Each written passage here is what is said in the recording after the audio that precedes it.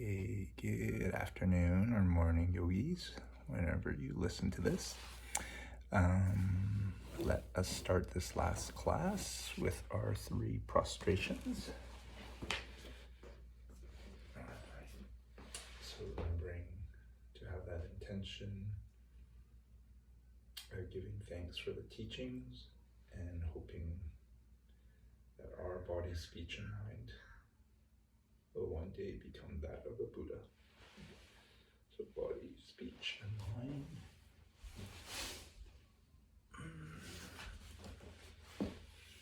Body, speech, and mind.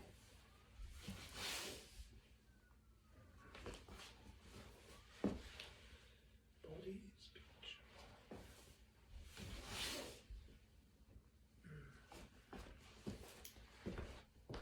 Okay. And then let us start with the opening prayers. That we'll do it in Tibetan to start. And one thing I didn't remind you of was to, if you're not holding on to your prayer sheets, to do the mandala, which is crossing the ring finger and having the middle finger,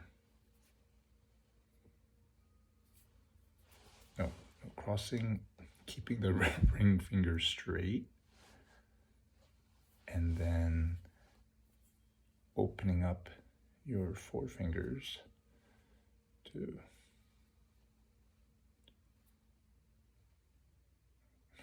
I haven't done this for a while, so I'm almost forgetting that you're having the middle finger touch the ring finger and the forefinger and the thumbs touching. And it's to create the Great Mountain and the 4 continents, which supposedly the Buddhists say that we're living on, which is explained in a future course. All right, so you kind of do this as you are offering the mandala, the very first one. So let's do it in Tibetan. It goes Sashi Puki Jukshin Meitog Tram Viram Lingshi Yende Genpa Di Sangye Shindu Mite Uwar Gi Drokun Namdak Shingla Drupar Shok Idam Guru Ratnam Madlakam Niratayami. Okay. And then as we do the second one, taking the refuge, usually do it 3 times. And so I'm going to recommend we do the first one in Tibetan, the second time we'll do it in English, and then the third one in Tibetan again. Okay, so this one you don't have to do the mandala. Supposedly you open up the mandala just to form your little prayer by your heart. Okay. So it goes Sangye Chudang Soki Choknam La Jiangchu Pardu Dakni Kyabsu Chi Dakni Jinyin Gipe Sunam Ki Drola Panchir Sangye Drupar Shok. And then in English, I go for refuge to the Buddha, Dharma, and Sangha until I reach enlightenment. By the power of the goodness that I do in giving and the rest, may I reach Buddhahood for the sake of every living being. And third time. Sangye Chudang Soki Choknam La Jiangchu Pardu Dakni Kapsu Chi Dakni Jinyin Gipe Sunam Ki Drola Panchir Sangye Drupar Shok. Okay, so excited to share this last class. Wearing my new tennis jacket, sporting hopefully what you can see. It's not me being dirty. I did live out of my van for 2 weeks, actually 3 weeks, on my way to the tennis tournament in Indian Wells, the BNP Paribas Open. But no, I did have showers and just sporting the tan from the amazing weather there. So as I am completing this last class so that be ready to head to Portugal next Friday, I'm sure, like some of the people who I've seen since I've been back, you probably are thinking he probably had an amazing time getting to see something he loves to play and being in wonderful weather, being on your own, not having to take care of little guys, and even not being with your spouse, with my spouse, which, as some of you know, sometimes requires a little more compromise. So yeah, I don't think when I was telling people, I don't think I even was able to say how my trip was. People kind of just assumed it was just had an amazing time. And as the picture that I've included in the email, I was in tennis paradise. Best players in the world, because this tournament pays so much money. A tournament where the players, this tournament created practice courts close to which the public are allowed to visit, and they post the times and when they practice, and they can sit really close, like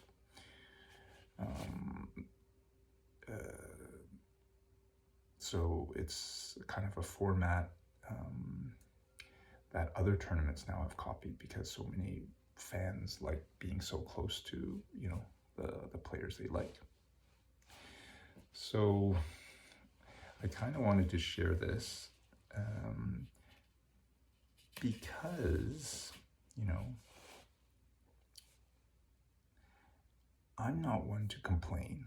I always think I've always been one to see the cup as half full, and you know, being so blessed to be able to go away, not even really have to take holidays. I'm saving that for my 1-month retreat later in the year.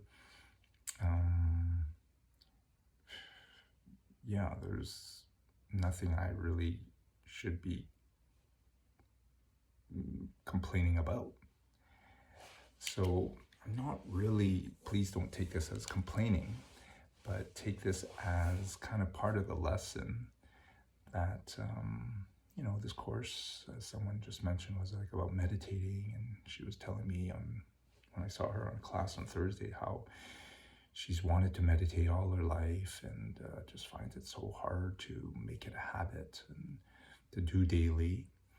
And I listened, and, you know, I couldn't go into all the details I've shared with you in the course about how important it is, but I just told her that I did it every morning. I do it every morning, the first thing I do when I get up, and that I even did it when I was on this trip, you know, which I think surprised her, because you know, a lot of people think when you go away, you're, you know, not going to do certain things and just relax. But as some of you who have heard these other classes know, that meditation, you know, isn't relaxing a lot of the times. There were some mornings where I was pretty excited to head down to the tournament and found myself having a really hard time focusing and, you know, feeling the excitement and not being able to focus my mind. But coming back to the point of what this class is a little about, I was just kind of reviewing that, I'm meditating to be out of samsara, to reach what we started the class with, to reach Buddhahood. Because as amazing a trip as I had, there was suffering. There was suffering in many ways. I remember heading down there and arriving, being excited to, great weather, but there actually was a heat wave.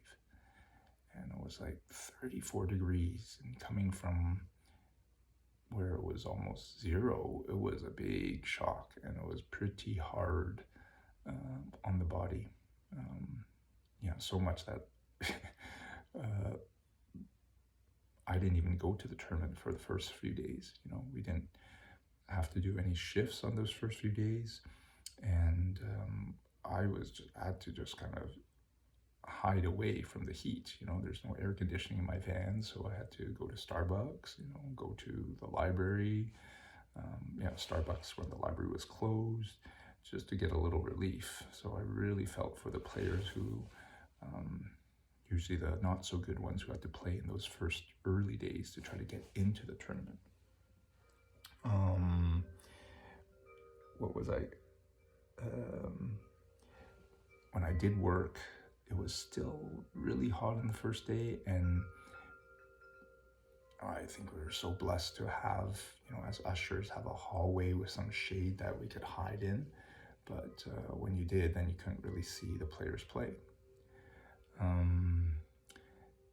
Luckily, it cooled down, but it was one of the days when maybe, when I first arrived, the heat wave came, then it cooled down. Kind of towards the end, the heat wave returned. And there was one morning I got up, I was all stuffed up, didn't get a good night's sleep, had a shift later in the day, and I did a little neti pot, which some of you might or might not know. You put a little salt in the container with lukewarm water, and you pour it in your nose to clear off your sinuses. I did my yoga and did these breathing exercises to help. Felt a little bit better, and then I did my, neti pot. First previous couple of days, I kind of felt congested, and though we had this credit that we could spend $38 on food, there was this ice cream that I had been dreaming about since last year. I went there last year, not as a volunteer, and this ice cream was like $12, and I just thought it was just way overpriced. But this year we had the credit, and I did not buy it. I avoided cheese, which I also enjoy, because I didn't want to get more mucus. But, despite that, it was really clogged. I ended up, heading to the farmer's market, trying to get some fresh veggies, and walked across the stand where someone was selling some aromatherapy. And I knew it was going to be expensive and pricey, but I kind of went up to her and I'm like, do you have anything that could help? I'm kind of having a hard time breathing. And, I actually thought about on that day off, like driving off to LA, 2 hours away, just somewhere away. I'm like, there's nothing enjoyable or fun when you can't breathe. You can't even, like when you're sick and tired, sleep it off. And miracle of miracles, she was a local there, and she explained that just before the tennis tournament, there was a lot of rain. All the spring flowers had bloomed and blossomed, and then this heat wave came, and the winds came, and was blowing up a lot of pollen. So while what I was experiencing was allergies, which I wouldn't have figured out because I don't even have allergies, you know. But she's like, yeah, so if you are feeling horrible, no, that's normal. So yeah, and funny enough, you know, we talk about karma in this course, karma of hopefully coming into paradise and then experiencing hell in there, and then hearing that it wasn't just me, my karma, but you know, something that was just around. Suddenly, I felt better. Almost like I could breathe. I think I did go to the library that day, but I was able to, you know, go back to do the shift later that day, or watch tennis and not feel like, you know, someone had stuffed cotton, like I'd become a teddy bear and so like full of stuff in my head and my nose and my sinuses. So yeah, that was definitely one of the not so good karmas that came about. What else did I notice? You know, I tell you about, you know, how the best players are there. There's 9 courts with matches from 11 in the morning till like 10 at night. And, you know, some people were there even when the gates were open at 8 or 9 o'clock, you know, waiting to get in to see the players they like. So for some, this was exactly what they wanted. But for me, I mean, I love to play tennis, and I do watch some highlights at night. But since I don't think I've watched a lot of tennis, like a whole match, since I was young. And I would say, you know, on some shifts we did 6-7 hours, and, you know, there weren't many things to do. I didn't have to show people seats. There were tons of seats. That watching too much tennis is actually a little boring, you know, for me anyway. And so, you know, at the end of a shift, I had to do 7 shifts over these 2 weeks. I didn't stay around. I just was like happy to finish my shift and go and, you know, go for a swim. What I really liked was to go play tennis. And so I found some tennis courts, not so many public ones in the States, but I found some. And, well, good news is there's a lot of people there who want to play tennis too, because they're there to watch tennis. But not so good, there's a lot of people who there in town wanting to play tennis. So it wasn't so easy to. And as I said, when it was really hot, by 9 o'clock, I couldn't play. Some maybe could, but it was just too hot to be fun. And so it was actually difficult to play tennis because there were so many people from out of town coming to these public courts.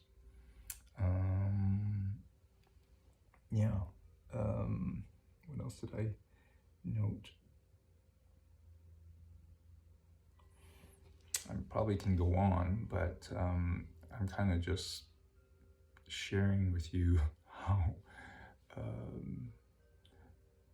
one of the themes of this class is the different types of suffering, you know, that we experience, and that what was something I've kind of wanted, dreamed about, you know, since last year, since I came to the tournament, was everything I dreamed about, but also was a place where some of my not so good karma ripened. And if I ask you, what is your dream vacation? What is your dream activities to do, to eat? I want you to really think about it. Close your eyes and list off, what is it? that you'd love to be doing now in this coming week if you were on this place.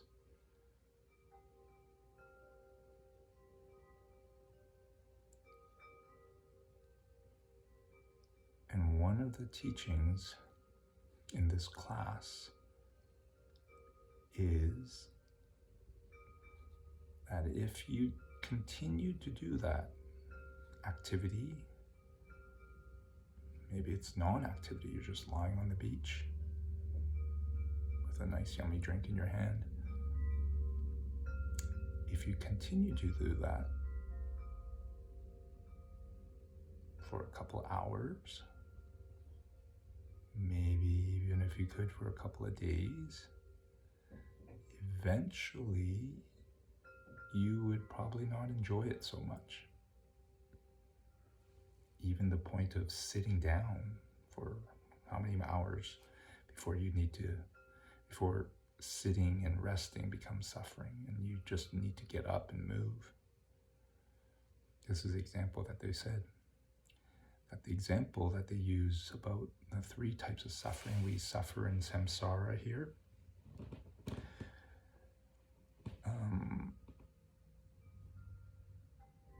One of them is suffering of sufferings, which is when it's something painful like I just described about me not being able to breathe, being in the heat, just feeling like you're getting cooked. That's not pleasant.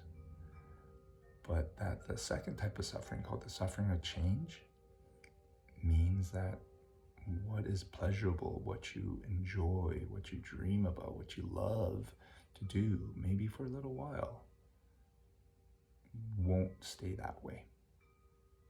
Will definitely change.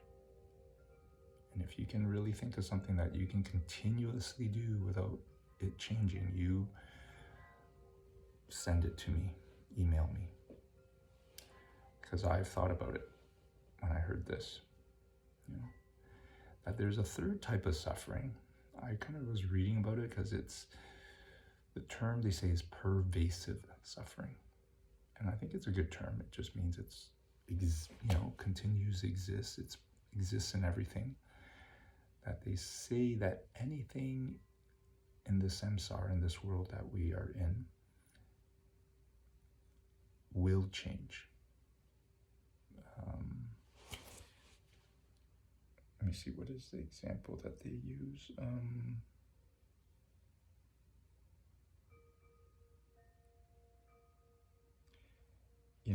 They say, if anything, if it was truly happiness, the more you encounter it, the more it will increase, which unfortunately is not true. That they describe, think of a cup, cup here, and that anything above the top of the cup is suffering. You feel suffering. So, when the temperature, let's say, what's the example? Just heat tolerance, everyone has a different one. For myself, I could bear 33 degrees and it got to 35. It was like, things were melting in the car that shouldn't be melting. That when we do something that we enjoy, we go below this level of suffering. But eventually, as I said, you watch enough tennis, you sit out in the sun long enough, you drink the same drink or the food you like long enough, the level of suffering will get above the cup again and you will experience it. So what is actually happiness according to Buddhists? It's really just the time you experience below suffering, that ultimately you're going to bob back up to the surface and you will suffer.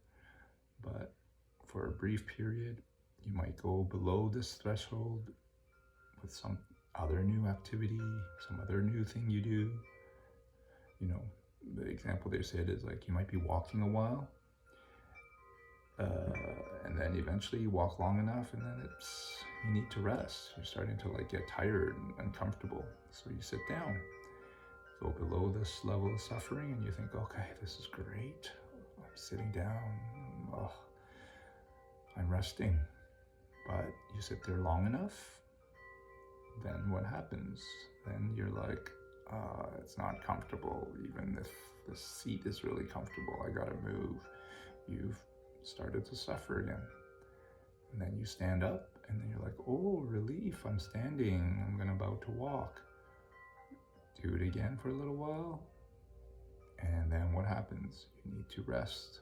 Sit again. So yes, up and down, up and down. That is one of the sufferings of this human life. Things go up, things go down.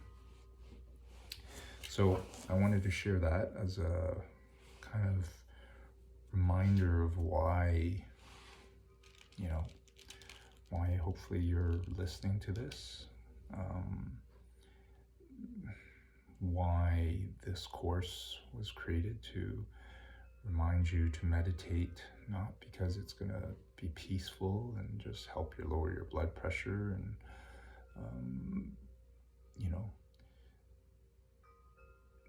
the many benefits of meditation, but to really be the tool that will help focus your mind so that you can experience the direct perception of emptiness, to experience how our mind creates our reality and move us ever closer to lasting happiness, Buddhahood. So, yeah, I am so glad that when I went away, even all those first excited days, first thing I did was meditate. End of the night, unless I'm super exhausted, I will kind of do another half-hour sit. Why? Think of it like a lottery ticket. I was telling some students before. It's like you get a lottery ticket every day, and if you don't sit down and meditate, they say, why a lottery ticket? The fact that you're actually interested and open to this Buddhism means that you have definitely studied this in a past life, if not in this life, and are getting very, very close to the direct perception of emptiness. We don't know when, but it could happen in your next sit. Even if you feel your mind's not focused, there are stories of Buddhist yogis who will just hear something, read something the Buddha said, and then suddenly be able to go into that direct perception of emptiness. So, as I was saying, think of it as that we have this lottery ticket. We have this chance that we could have this 15 to 20 minute experience where we will see everything that we're learning about and really experience it. But if you don't sit, you're basically throwing this lottery ticket away, not even checking whether you actually got a winning ticket. But if you do sit, you're basically checking your ticket, seeing if you actually won. And in my experience, I guess haven't yet. And but if there's any reason to get up the next day, it is to check that ticket. Because I'm expecting and hoping for a great trip in Portugal. But I think my understanding of it is that it could be that. It could be everything I hope and imagine it'll be. Or it could be, the ripening of not so good karma. I've had trips where when I got on the plane, dropped my wallet, my first transfer, and as I got onto the next plane, realized, I had lost my wallet with all my foreign currency in it. Things like that can happen. You can be pickpocketed, which has happened. You can have bad weather. Our friends just went to Hawaii, and if you've been listening to news, they actually were joking, sending on a group chat that they were going off to paradise, and I replied, I'm in tennis paradise. And then they showed pictures where they've had atmospheric river, and it's been pouring with no sun for like a whole entire week. Just like you look at the video and it looks actually outside like a shower. And supposedly it's continued this week. So for their 3-week to paradise, it's been, a water paradise, if you can see it as that. So what I wanted to kind of review a little bit about is what we've been talking about the last 2 classes, and part of this class. It is called the Lam Rim, Steps to the Path of Enlightenment. And that Buddha had taught this 500 BC in his sutras, part of it called the Prajnaparamita. But in all his teachings, he never kind of outlined it into little steps. And they said they didn't because, at that time, Buddhist scholars were very advanced. They would learn things by memorizing it, and he didn't need to kind of outline these steps, easy to understand format. And it was this Buddhist Jason Kappa, one that you'll hear in many other courses, who distilled the Buddha's teachings, made a 1,000-line commentary that he further reduced to maybe about 20 lines. About 20 verses that represent the summary of the steps, which I kind of had shared last week, and I'll start by sharing again. It's entitled "The Source of All My Good," and it's written down in the readings. The first one says, "The source of all my good is my kind Lama, my Lord. Bless me to see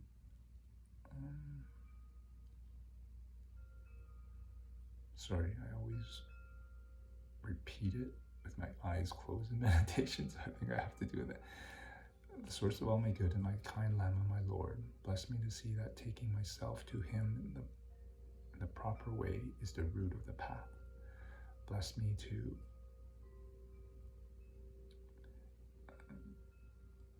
to practice with all my strength and reverence." So that first verse refers to taking on a Lama, taking on a teacher. And for some of you, this might make sense for things that you've learned in your life. Some people,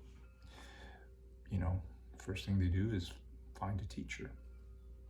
And I will say I didn't really do that, though now that I'm on the tantric, the secret path, that's something I learned that I needed to do. And so my journey with that might not be yours, but it brought up all these fears. There's stories you hear about cult leaders who lead their disciples to do things they shouldn't, sexually or financially. And though I think there's got like airplane accidents, they're not really that common, but because they're not that common, but they affect a lot of people. It makes big news. People remember it. And so it definitely got into my psyche and my fear that I was like, if I'm going to trust a teacher, like how about if he asked me to do something, leave my family, or, give all my money away, or, yeah, I think those are the two big ones. Would I do it? So this is why at first I was looking for a teacher who had a family. But yeah, definitely finding a teacher who I am so blessed to have found now. Some of you know I've referred you, I go to take his classes, and you can take his meditation classes on Monday, or email me and I can send you a copy of his recordings of his classes too. Yeah, so important. So next step, Lam Rim, and I'll kind of again verbalize it with my eyes closed. Bless me to see that this excellent life of leisure I've taken just this once is ever so hard and ever so valuable. Grant me to wish and never to stop to wish to take its essence night and day. And that was a bit of what we reviewed last week about, leisure, this life of leisures, and talking about, traveling and having, going on vacation.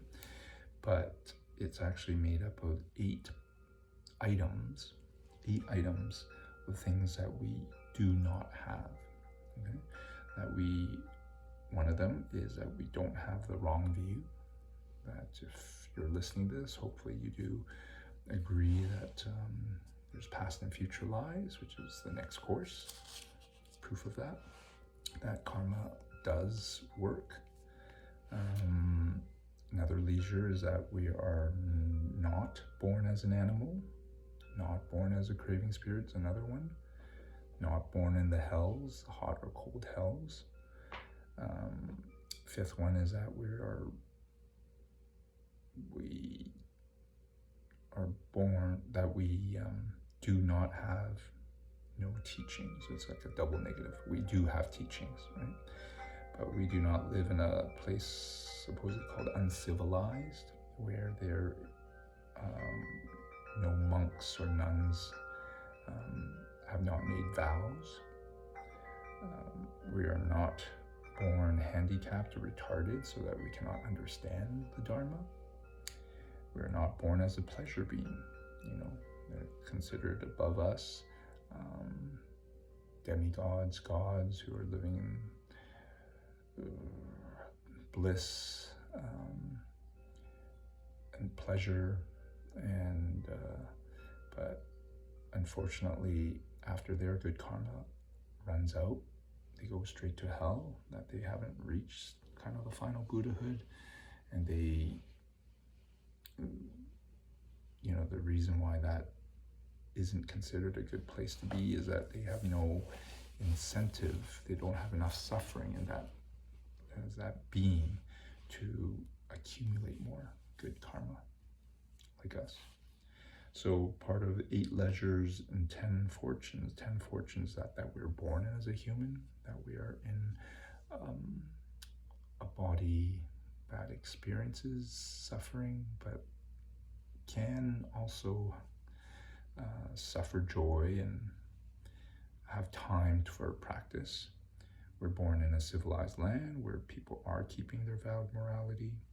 We have our faculties intact, we have our 5 senses, which until old age, until we start losing our sight, hearing, taste, thinking, we didn't commit any of the 5 heinous crimes, killing our mother or father, killing an arhat, the Buddha, forming a schism.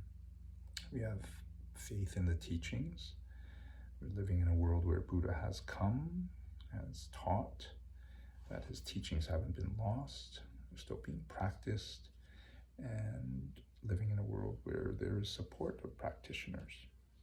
So those are the 10 leisures and fortunes that we should be really considering as things, that we are so grateful for, that I can honestly say I sometimes definitely take for granted. So the third verse is, my body and its life are fleeting like the bubbles in the sea froth of a wave. Grant me to know that when I die, the deeds I've done, white or black, and what these deeds will bring, will follow me as sure as my shadow. Grant me then to stop from doing the slightest wrongs of the many that we do, instead do each and every good of the many that we may. So I think that is kind of self-explanatory, but it does talk about karma, karma, 4 principles, that good actions lead to good results, bad actions lead to bad results, karma grows. If you do an action, there will be a result, and there won't be a result if you don't do the action. That's what it's kind of saying. So that we need to be careful of what we do, because one reason why it's so blessed to be a human is that for most of our days, most of our thoughts, we're not accruing virtue. We're thinking about ourselves, what we want, what we want to eat, what we want to do. We're not thinking about others, and we can switch, this selfish part of us, or you could say survival part of us, by simply thinking that, we're eating, we are doing something to help us so that we can reach enlightenment, to help others. And that simple little intention can make your eating, your fun activities, capable of accruing you karma, virtue. So note that, because that definitely is how supposedly we can practice all the time. Like, you can't be meditating all day, right? That's part of your practice, but most of the time you're not. But if you can keep in the back of your mind, you're eating something and doing something, for yourself, probably, that you're doing this, they say it's not a good thing to not take care of yourself. It's a good thing to take care of yourself so that you can live a long and fruitful life. It's one of the verses later, so that you can help other beings, and that you can practice the Dharma. Right? So that is the third verse. And what we had reviewed last week was, is it the fourth verse? Yeah, I'll share the fourth verse. Bless me to know the wrong in the good things of this life. They cannot be trusted. They are the source of suffering. Grant me to strive for the path of freedom.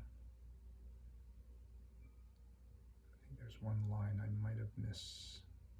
It said, bless me to know the wrong and the seemingly good things of this life. I can never get enough of them. They are the doorway to every suffering I will have. They cannot be trusted. Bless me to choose the path of freedom, is probably closer to it. And I just spent a lot of this time talking about suffering, that those of the lesser capacity, those practitioners, they say the minimum requirement to be a Buddha, to be a Buddhist, is to say that you are wanting not to be reborn in the three lower realms, in the hell, as a craving spirit, as an animal. And so one way to do that is to meditate on death, right?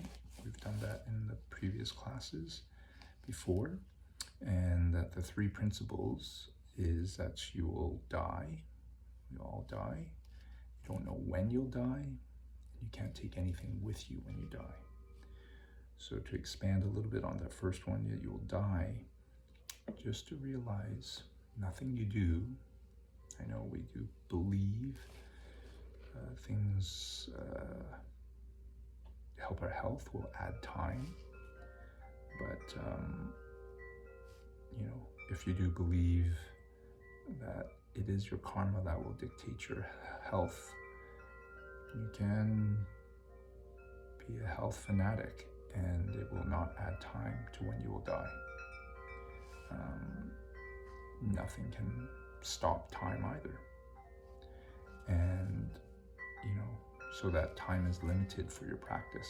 If you think about how many hours you're sleeping, eating, where you're not aware, you know, we could use all that and say that as part of your practice, but for most of us, we don't.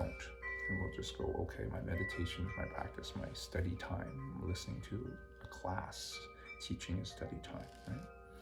You don't know when you'll die. They say many things kill us as humans.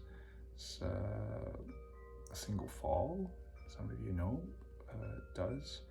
A splinter that can lead to an infection. I got hit by a car, like lightly, and it was just like a little, I don't think I need to really show you, but I didn't take care of the little cut, and it just took over like a month to heal, and now it's like a permanent scar, and I can feel like with a scar, tissue underneath, connective tissue hardening, and then it kind of pulls and then affects other parts, you know. It affects my knee. So that is fragility of us as humans. Something small can lead to an infection that can lead to our death. We never have enough time to defeat all our mental afflictions, they say. And then you can't take anything away with you. You know, heard of, if you hear sometimes, I mean, not every time, but some famous person die, they'll say it was Chuck Norris yesterday on CBC, and it's like, was surrounded by his loved ones. You know, if you're the unlucky one to have that around when you're passing away, you can't take them with you, can't take any money with you. Your name, your fame, your treasured objects. So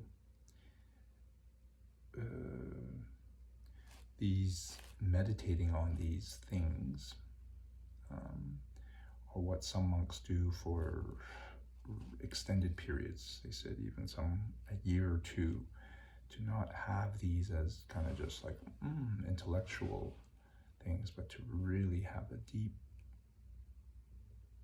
feeling and understanding about this. That when I was in Palm Springs, some of you know there's a lot of retired people. I always notice when I go to the States how many more people are using wheelchairs, walkers. There's more handicap spots. I mean, in the tennis courts, we had seats for, they say, ADA accessible, people who need help. And as I've now I'm older and I have experienced days where my back is sore, you know, my legs are tight. I definitely have a lot more compassion for that suffering of not being able to move around with ease, you know.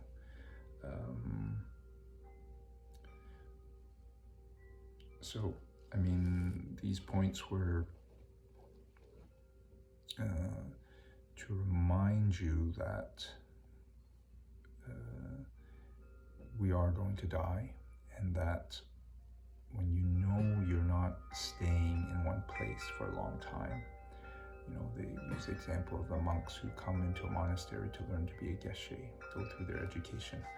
On the last week before they head out to go back to their home village, they're not going to spend time, you know, redoing their room, painting their room, fixing up the whole place. You know, they're getting ready to go. And so the message is that if we really remember that we are passing, in my diary, it's now 1,425 weeks remaining for me. If I reach, I think, 79 or something, do what is important. You know, people going on a long trek don't carry a lot of junk in their knapsack, you know.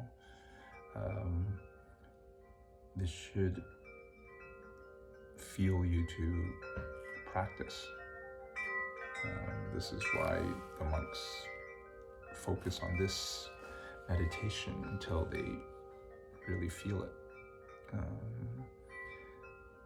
That, you know, I spent a long time talking about, you know, the sufferings I experienced, and that I hope you can, you know, be really honest and look at the sufferings in your life, because until we really do, you know, realize that this life is suffering,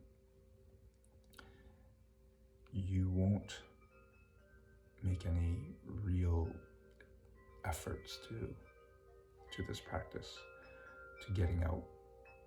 You know, if you think there's a way to make life better, you know, with more of this or less of this, it'll be okay, I'll be happier. If you really believe that, you know, that's what you'll continue to do. That's why some people will continue to work, earn, save money, you know, work on their relationships. Whatever they think will make them happy is what they're going to focus on. But if we see the truth that everything that we experience in this life, if not suffering already, will lead that way, then you start having what they say is the first path that we talked about in the first course, renunciation. You know, that you're not giving up on it. You're not saying you're not going to enjoy the good things of this life, which, as I didn't say all the good, joyful, amazing moments I experienced, but it's to recognize that they didn't come from going down to the tennis tournament. They came from me helping others in the past. That is the karma that they say the Dalai Lama receives from probably doing anything, you know. It's one thing Geshe Michael Roach says is, as a Buddhist, not to deny yourself, not to say don't enjoy and do the things that you want to do, eat the things you want to eat. If you do and you feel the joy and the bliss and the happiness, do. They say the Dalai Lama might be one of the happiest people on the planet because he enjoys the karma that he feels. It's almost that he can't help but experience it. You know, the karma from his helping others means that he could be drinking a cup of water and feeling like, oh, it's the most amazing liquid he's ever tasted, you know? And so what joys you feel in your life you can tell yourself, oh, this is empty, which is what we're supposed to do, but still enjoy it. But true renunciation, that we're supposedly working on as Buddhists, is when we are thinking night and day about how things in this life are empty. They don't make us happy or unhappy because of the way they are, but because of our past karma. That true renunciation means you do want to get out of this cycle of suffering, and when you have that, you will tend to focus on your practice. So in today's teachings, it's saying, well, the medium capacity practitioner again wants to reach enlightenment for themselves. So they can do so by focusing on their morality. They say, if you don't live a moral life, your mind won't be able to be focused. And then again, if your mind isn't focused, you cannot see the direct perception of emptiness that is required. So there are 3 types of morality. One of them is restraining yourself from the bad deeds, from those 10 common misdeeds, not killing, stealing, sexual misconduct, lying, trying to divide people, example, gossiping, harsh words to others, busy talk and non-important talk, coveting what others have, wishing people ill will, having the wrong view are the 10 most common ones. They say another type of morality is to collect goodness, that you are doing the opposite, protecting life, telling the truth, protecting people's relationships, people's belongings, telling the truth, bringing people together, saying kind things, talking about important things, wishing people well when they have good things happen, helping people when they don't have good things, wishing them well, and having the correct view, right? And so the third type of morality is doing the first 2 with that motivation, with that intention to help others, that you are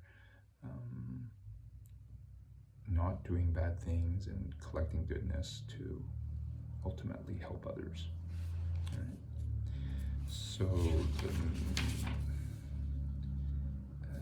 So that's a medium capacities practice, by focusing on your morality. And the great capacities person's practice is one where they have bodhicitta, where you are wanting to reach enlightenment not just for yourself, but to help all beings. And I'm really happy to see myself feel that more. Like, we can say that, you can intellectualize that, but as I said, I kind of looking around at other people, and even if, example, you see some of these famous tennis players, I see the suffering they are suffering, obviously see people physically suffering, sometimes you can't see people without talking to them to know their mental, emotional suffering, but as I've gotten older, I do know that exists for all of us, a lot of us. So it's developing that wish, bodhicitta, and the second part is to act like a bodhisattva. So that's one who wants to help other beings, And so there's two things you can do to act like one. One is to do things like the 6 perfections, which I told you about, which is being generous to others, obviously giving material things,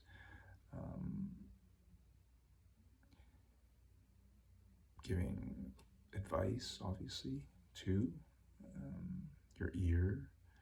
They say also protecting others from feeling fear. Morality is, perfecting,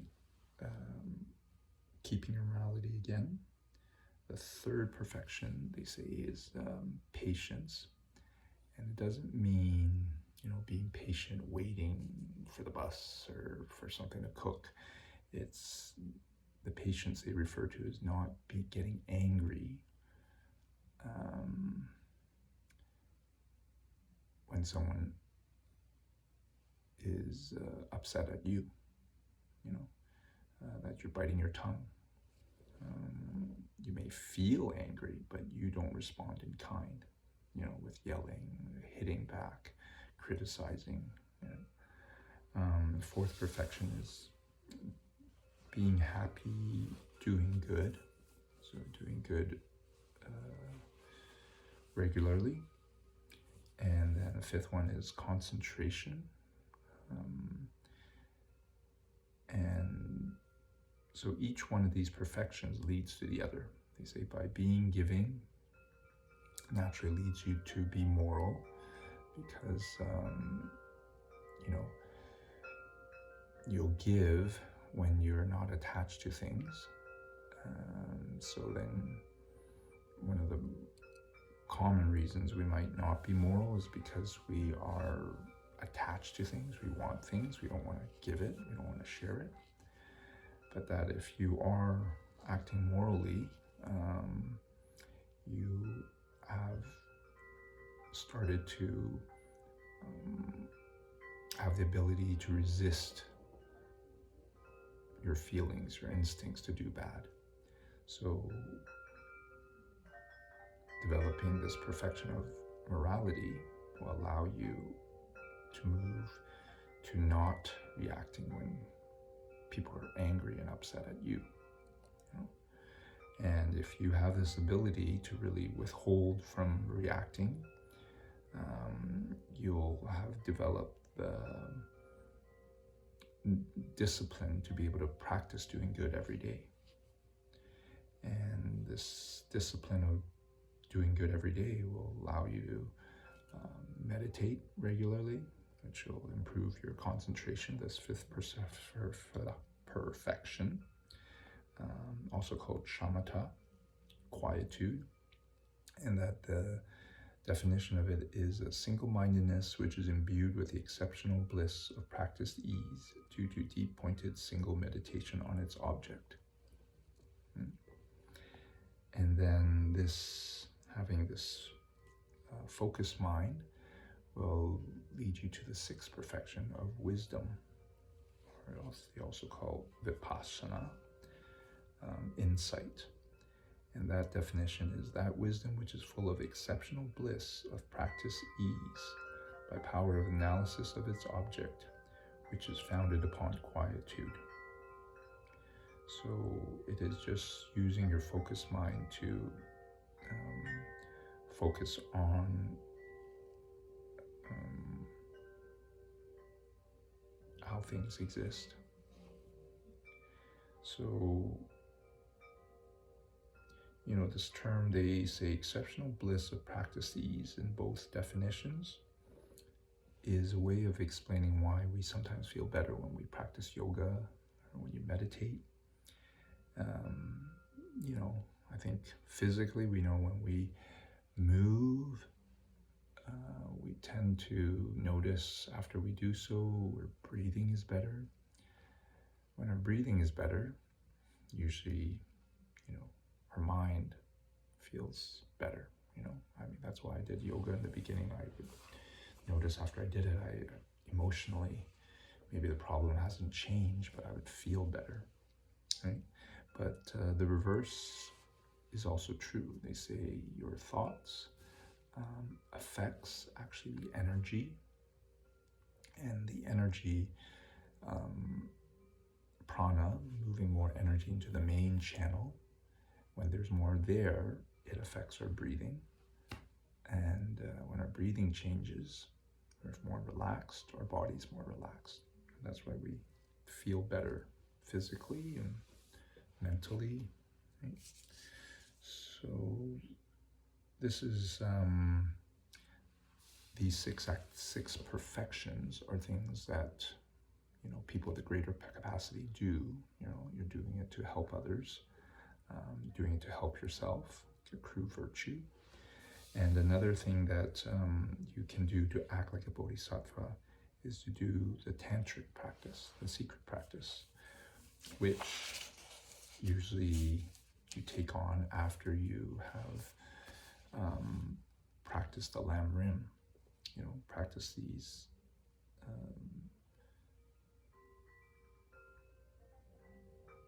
first steps. Because they say for Tantra to work, and when you hear the word that it's a secret teachings, you probably can find a book about it and you can read about it. You may even hear explanations about it.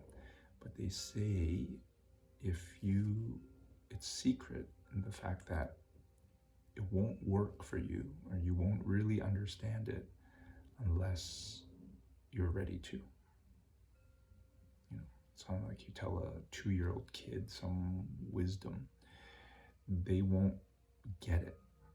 They won't probably enact it until they're old enough to understand it. And so that's what Tantra is. That you need to, keep all your pledges and vows. You have to take 4 empowerments. And yeah, you need to know this Lam Rim.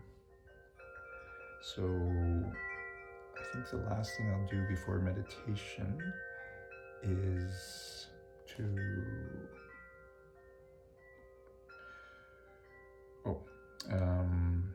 in terms of practicing these 6 perfections, what does Geshe Michael Roach say? There aren't some sentient beings out there somewhere for you to practice toward. It's the people around you at work, family, etc. who will be the basis of your practice.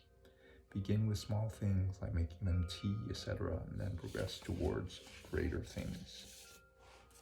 All right.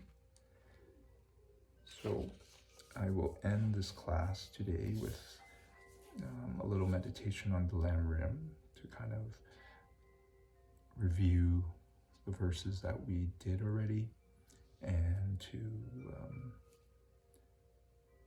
continue with the rest of them.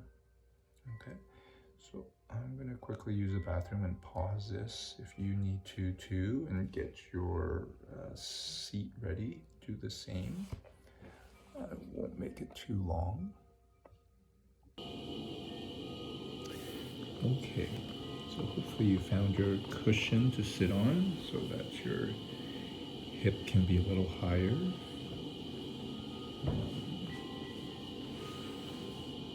That you're coming back to the same meditation spot, because that will help create the energy to make it easier to focus. I definitely found that when I came back to my spot at home, I did feel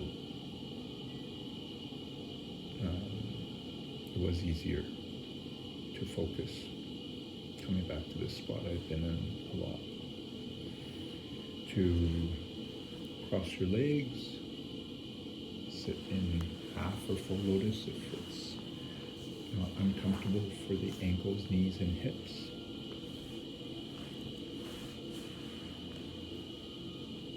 Check your spine's nice and tall, not leaning left or right, forward or back, rounding or arching the back.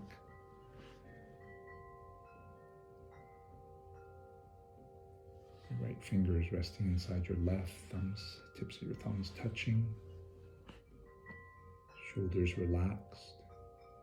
Tip of your tongue resting where the roof of your mouth meets the top of your teeth. The chin a little tucked in. Just enough so that if you look through the middle of your eyes, look out towards imaginary horizon, you'd look out towards the horizon and not be looking out to the sky or down to the earth. So just let your eyes drop. If you feel very sleepy, just open them a little. Just connect with your breath.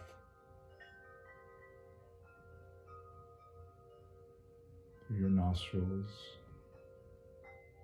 through the mouth if you can't breathe through the nose.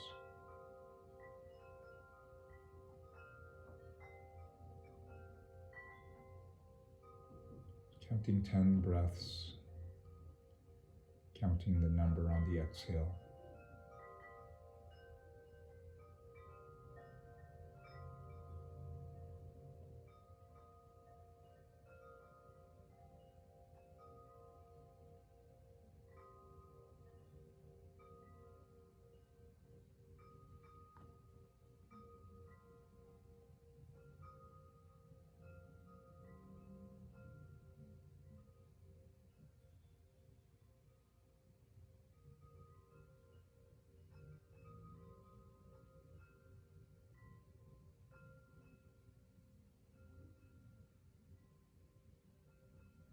Join 2 more breaths.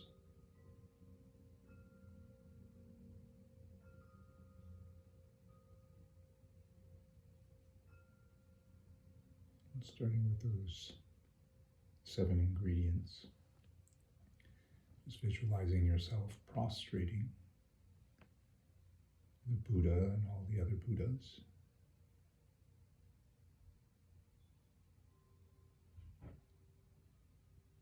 Confessing anything that you have said or done or thought about to others that you might not want to return back to you.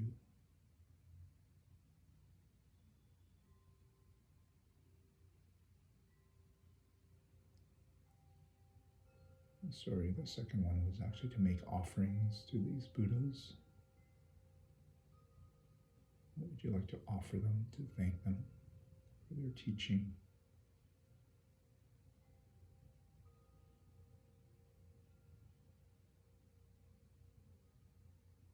You can add water to drink, water to wash their feet,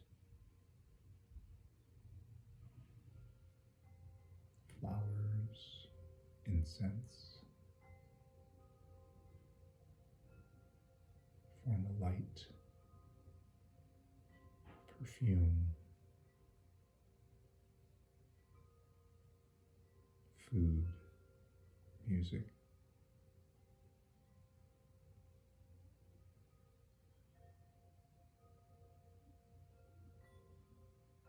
And you can rejoice in something you've done, good virtue that you've done. It's towards someone through your thoughts or speech or actions.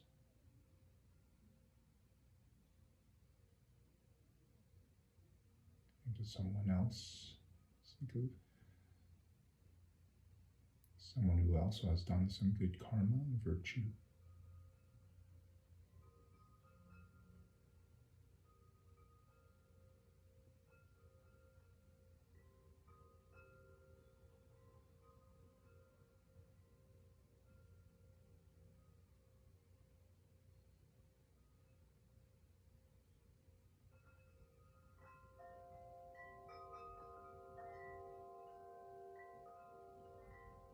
To ask teachers to continue to teach, stay, not to head off to Buddha paradise.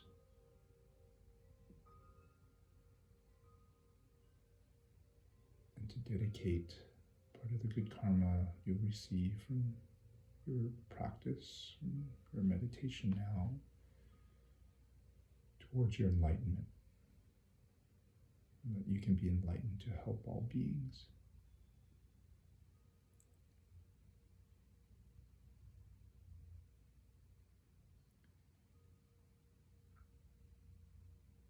So I'll repeat a verse, each verse of the Lam Rim.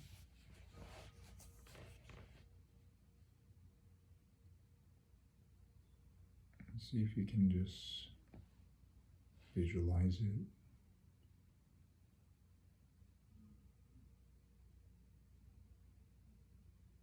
See what it means for you.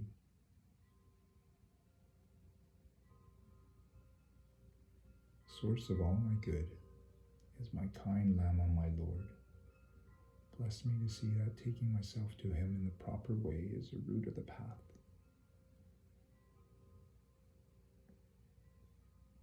Grant me to follow him with all my strength and reverence.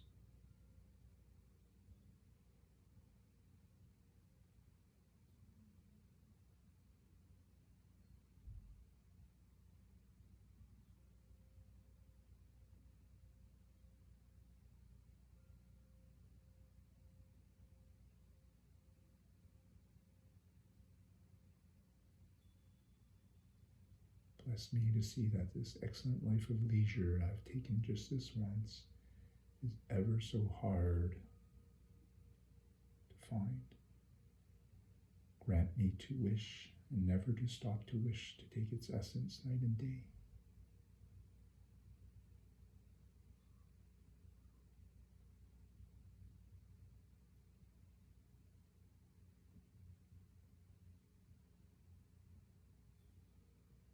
Leisures and fortunes do you remember?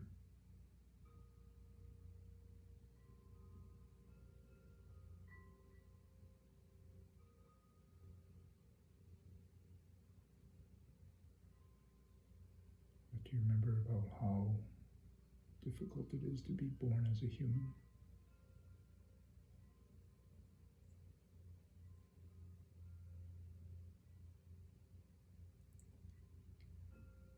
My body and its life in it are fleeting like the bubbles on the sea froth of a wave.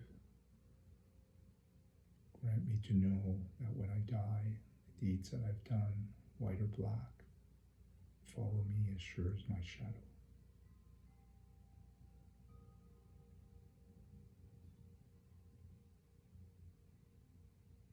What are the truths about death that you remember?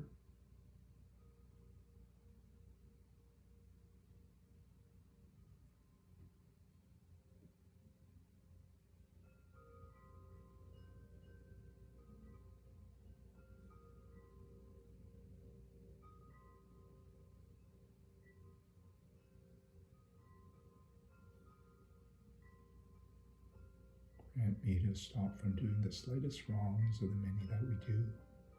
Instead, do each and every good of the many that we may.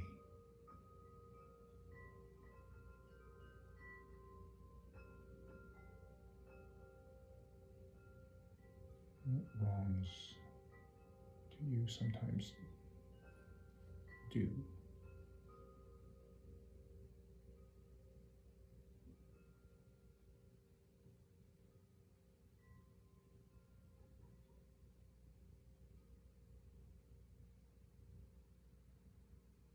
What good do you also sometimes do?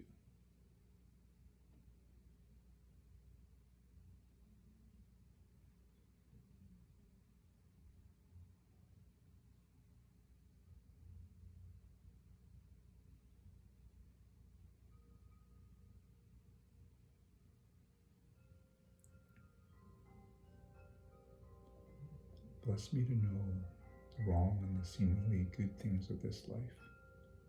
I can never give enough of them. They are a doorway to every suffering I will ever have. They cannot be trusted. Grant me instead to choose the path of freedom.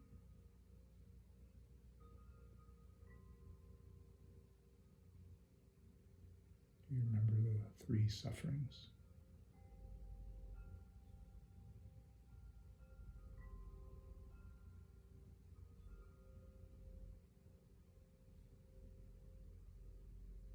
Is there anything in this world that can give you lasting happiness?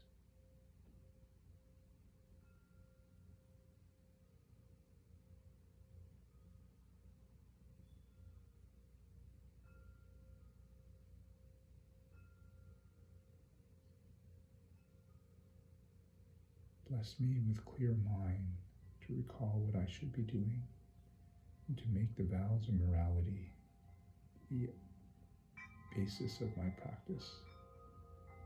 They are the root to Buddha's teachings.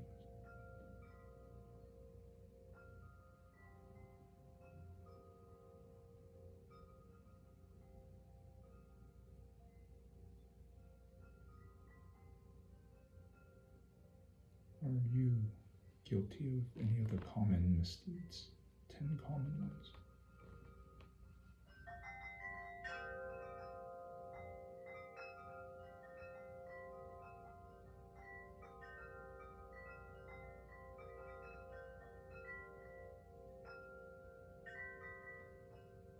I fall into the sea of suffering life. Bless me to know that every living being, each one my mother, has fallen into, and to practice the highest wish of enlightenment, the wish to free all beings.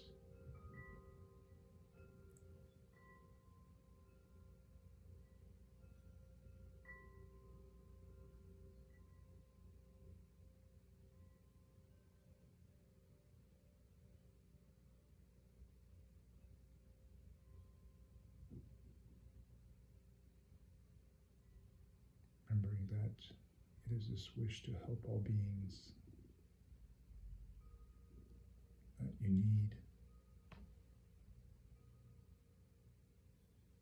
to take you to final Buddhahood.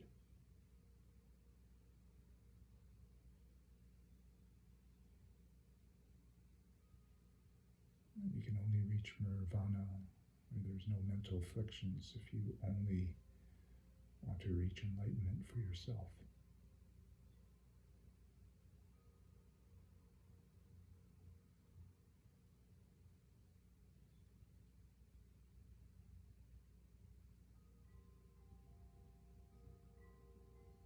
Know that the wish is not by itself is not enough. Grant me the fierce resolve to master the vows, to free the children of victors.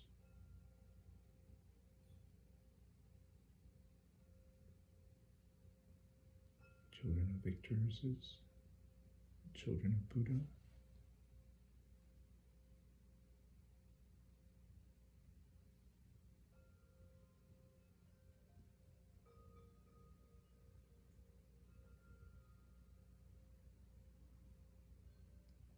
Bless me to quickly gain the path where quietude and wisdom join together, one which quiets a mind from focusing on worldly thoughts, the other for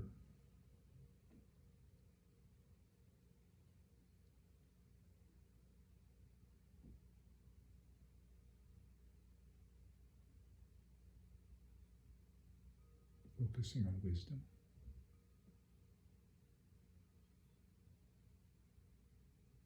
Shanta and Vipassana.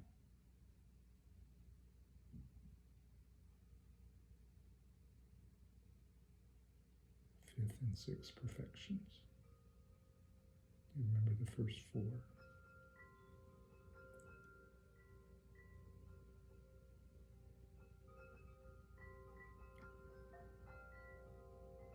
Bless me when I am well versed in the shared path.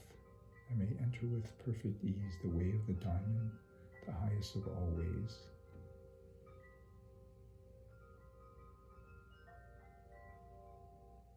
Shared path is open teachings that we're learning now.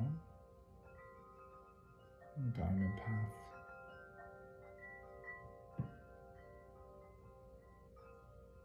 the tantric and secret teachings allow you to reach enlightenment within this one lifetime.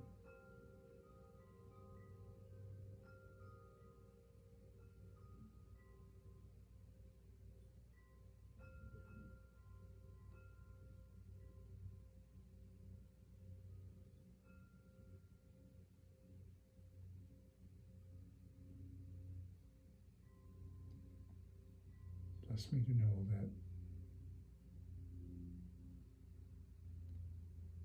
the conditions for reaching diamond path is in keeping my pledges and vows pure. Grant that I may never give them up, even if it costs me my life.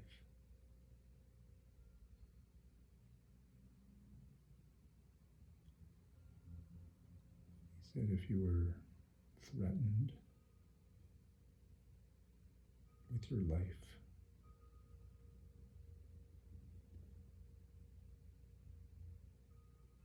you would be spared your life if you gave up your belief in karma and emptiness.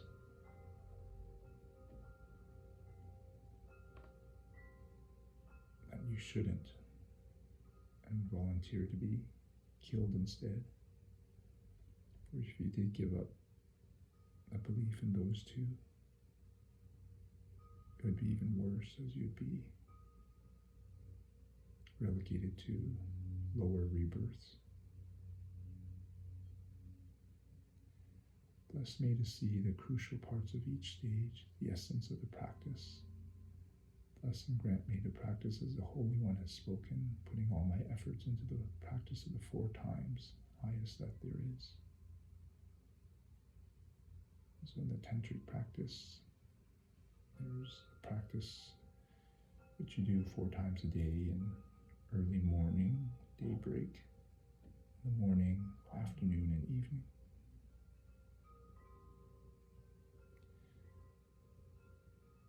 Bless me and the Holy One who has taken me on this journey. Bless the Holy One and my companions who have, Bless the Holy One who has taken me on this journey and my true companions to live long and fruitful life.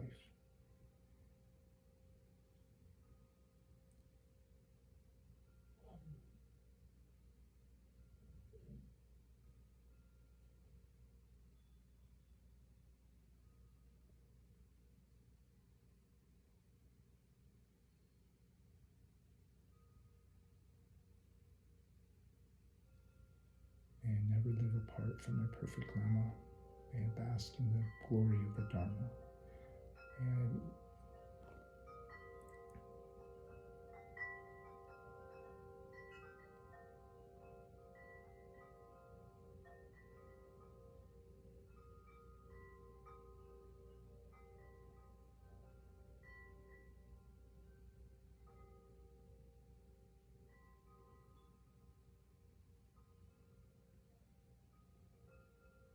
So this ends all the verses of the source of all my good. So you can slowly come out of the meditation. Rounding your back, open your palms.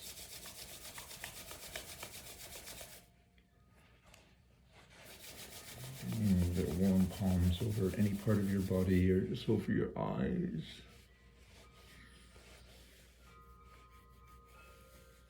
And it's a tradition on the 10th class not to do closing prayers, so that will continue as we'll continue with the next course. So I will just end by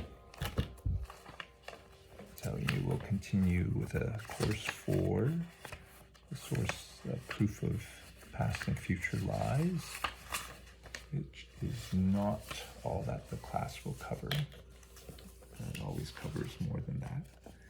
But to send you a little heart and to thank you again for listening and joining. Namaste. See you in a few weeks. May you continue to practice and meditate.